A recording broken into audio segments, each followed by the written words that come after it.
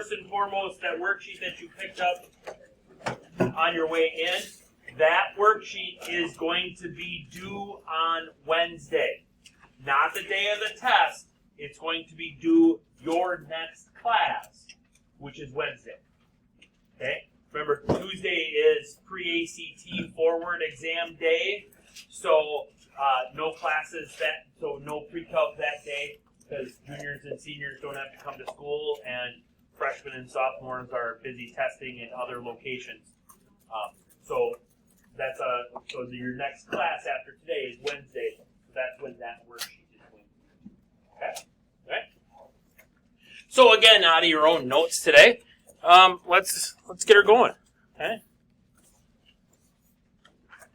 So we are going to be talking, or refreshing your memory, I should say, about imaginary numbers. Okay? Numbers with the letter I attached to them. Okay? We use these to solve quadratic equations or even degree equations that don't intersect the x-axis. Okay? So either the parabola, I'll use quadratics as an example. The parabola is opening up and the vertex is above the x-axis, so it would never touch the x-axis, so it wouldn't have any real solutions. So we have imaginary solutions then. Likewise, if it was opening down and the vertex was below the x-axis, okay, so that's where we would use these from. Okay? So the imaginary unit that we are talking about here is the letter I, and I remind you that I is equal to the square root of -1. Okay? Which then means that if I square both sides here, then I squared would be equal to -1. If I go even further and I say I cubed, well, I cubed is I squared times I. I squared, we just said, was -1. So that's going to be -1 times I, which is -I. Okay? Now, when you're drawing your eyes on these, put that little curly Q or somehow put like a heart shaped on top of the dot on your eye or something so that you distinguish it from a 1. Okay, is what it's saying. If you're careless with that dash or that dash at the top, or the dot in your eyes, okay, then it'll start looking like 1s. Okay. All right. I to the 4th is going to be I squared times I squared, which is going to be -1 times -1, which is just +1. Okay. Now, the nice part about I's is that the pattern repeats itself. So if we have I to the 5th, I could say that that is I to the 4th times I. I to the 4th we just learned was 1. So now we're back in it. So I to the 1st power is I to the 2nd power is -1. I to the 3rd power is -I to the 4th power is +1, and then we just keep repeating that. Okay? Now we can utilize that if we ever needed to figure out what something like I to the 61st power was. Okay? Very quickly, how to refresh your memory is on doing that.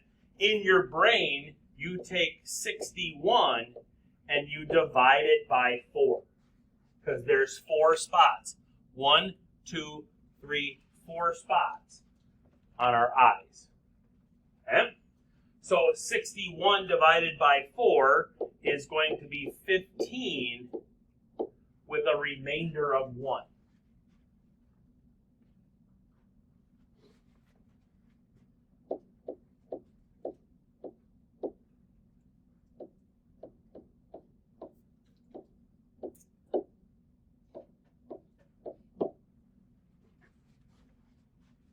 old school long division there. Okay? So since it's got a remainder of 1, this is what you're looking at right here. That remainder of 1. So that puts it at I. So this one here is just I.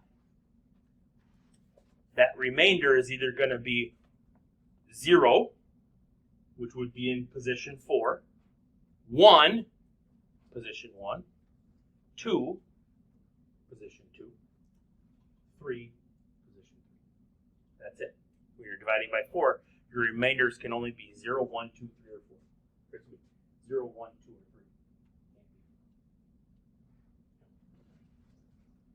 3. Okay.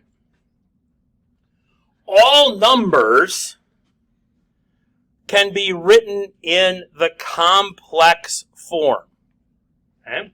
So all numbers, let me back this up actually one step. 5 is a number, right? Okay? That's a real number.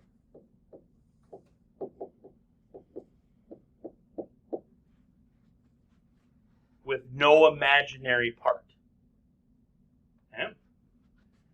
7i is an imaginary number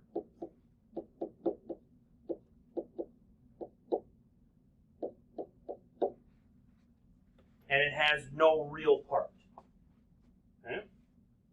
A complex number has a real part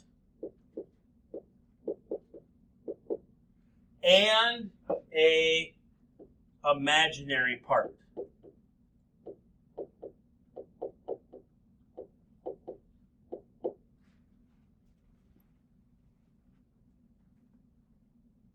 So something like 2 plus 3i is a complex number. Okay? There are 3 different styles of numbers. There's real numbers, there's imaginary numbers, and then there's complex numbers. Okay? 2 plus 3i is a complex number. 5 plus 0i is the same thing as just 5, but it's written in complex form. Okay? 0 plus 7i is a complex number that's the same as 7i. Okay? 7i would be its imaginary form. 0 plus 7i is the complex form. And yes, in complex form, if we ask you to write a number in complex form, it has to have a real part and it has to have an imaginary part. Okay? So it needs an A and it needs a B and it needs to have that I. Okay?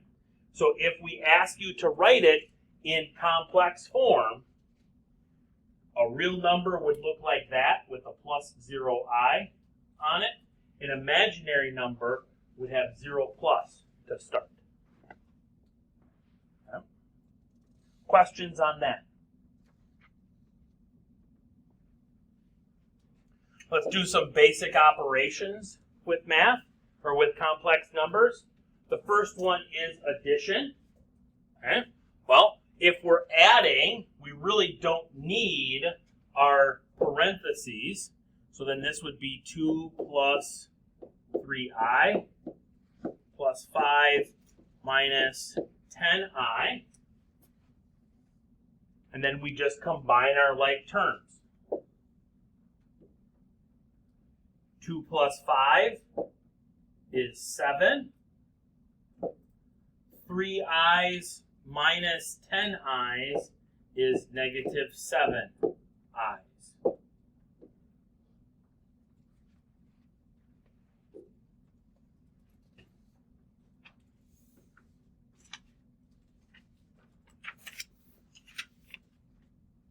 Questions on that? You did that a lot last year in Algebra 2. Subtraction. Now with subtraction, we've got to distribute that negative sign into that one. So those parentheses actually matter. 2 plus 3i, then this becomes minus 5 plus 10i. Now again, we combine our like terms. 2 minus 5 is negative 3. 3i plus 10i is 13i. So the complex number here is negative 3 plus 13i.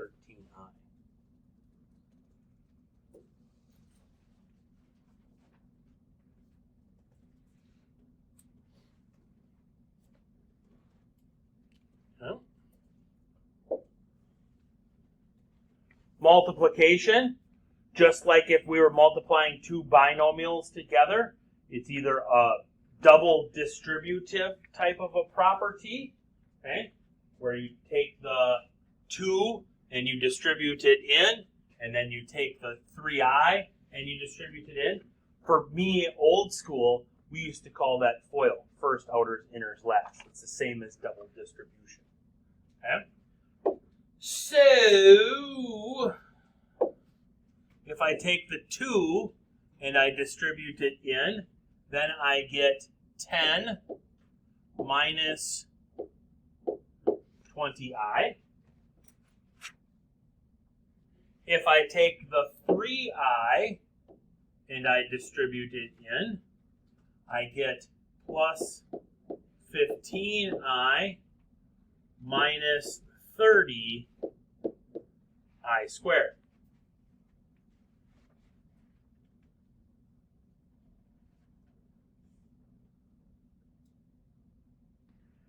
What do we know about I squared?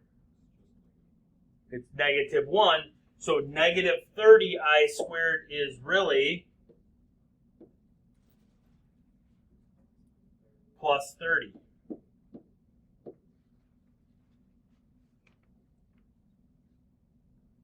Now I can take my real parts and I can combine them. 10 plus 30 is 40. I can take my imaginary parts, negative 20i plus 15i, combine those to be negative 5i.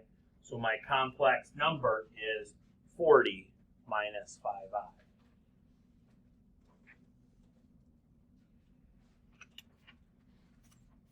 Questions, comments, concerns, clarifications? Yeah. Dividing of complex numbers could look like either one of those. Okay? Those two problems that are written there are exactly the same problem. Okay?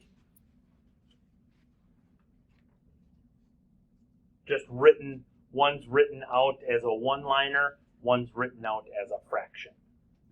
Okay? In either case, okay, we have to rationalize our denominators, just like we rationalize our denominators when we were dealing with angles and sines and cosines and tangents on the unit circle. Okay? So in order to rationalize your denominator, in this particular case, now with complex numbers, no i's downstairs. Okay? So we don't want i's in the basement. So we multiply here by the conjugate of the denominator, which would be 5 plus 10i. And because we need to keep the same fraction, we have to multiply it by both top and bottom. Multiplying by the conjugate. Same order, same numbers, just change the positive, negative sign, the plus or minus sign in between. Now it becomes a double distributive on both top and bottom. So on top first, we would have 10 plus 20i.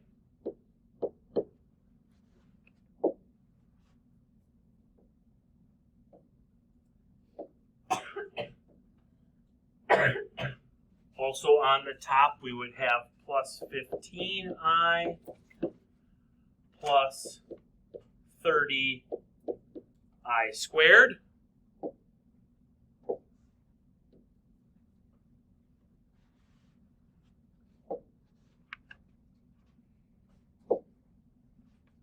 On the bottom, we would have 25 plus 50i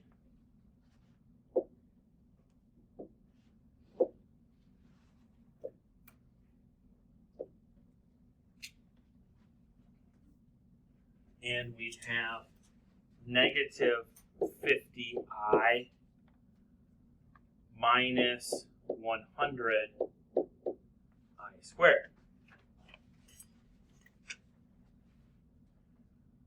29 plus 15 plus 30, 25 plus 50 minus 50 minus 100. Yes. Okay. I squared, remember, is negative 1. So this becomes negative 30, and this becomes positive 100.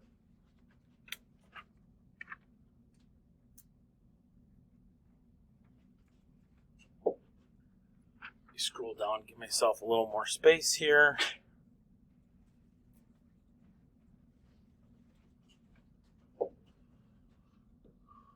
Up on top, 10 minus 30 is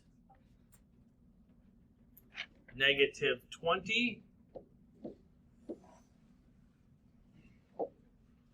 20 plus 15 is 35.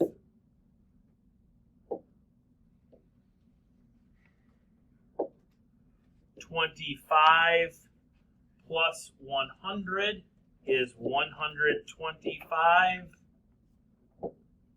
Positive 50 minus 50 is 0. Leaves me with that. Yes? Can that fraction be simplified? By what? Divide 5 by everything, or divide 5 into everything. Okay. If I divide negative 20 by 5, I get negative 4. If I divide 35 by 5, I get 7. And if I divide 125 by 5, I get 25. And now we have no i's in the basement. Okay. This fraction, written in complex form, okay, in true complex form, would be negative 4/25 plus 7/25 I, if we had you write it in complex form. More times than not, we will accept the boxed answer. Okay? But every once in a while, we might say write it in complex form, and then we would expect that. These two mean the exact same thing. Okay? You have the rest of the time now to be working on your worksheet. Okay? That worksheet will be due on Wednesday.